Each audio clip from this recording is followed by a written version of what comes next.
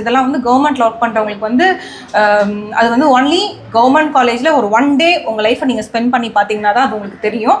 ஏன்னா அது வந்து ஹார்டுன்னு சொல்கிறத விட அதில் அவ்வளோ ஒரு எமோஷன்ஸ் இருக்கும்.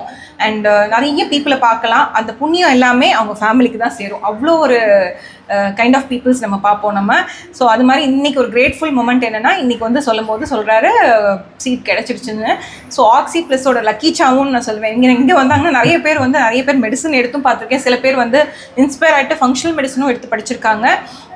ஸோ இது எதுக்காக மெயின்லி சொல்கிறோம் அப்படின்னா, யார் ஹார்ட் ஒர்க் பண்ணாலும் அதுக்கு ரிசல்ட்ஸ் கிடைக்கும். ஆனால் வந்து கொஞ்சம் லேட் ஆகும். அந்த கிடைக்கிற வரையும் நம்ம வந்து வெயிட் பண்ணணும். அதே சமயம் நம்ம எஃபோர்ட்டை பர்சிவியரன்ஸ்னு சொல்லுவாங்க, அதை வந்து விடாமல் அந்த முயற்சி எடுத்துக்கிட்டே இருந்தோம்னா கண்டிப்பாக ஒரு நாள் ரிசல்ட்ஸ் கிடைக்கும். கண்டிப்பாக டாக்டர். அது பெஸ்ட் எக்ஸாம்பிள் இவர் தான். அண்ட் டாக்டரோட அம்மா தான். ஏதாவது சொல்ல விரும்புகிறீங்களா? அப்கமிங் எம்பிபிஎஸ் ஸ்டூடெண்ட்ஸ்க்கு நீங்கள் ஏதாவது சொல்ல விரும்புகிறீங்களா?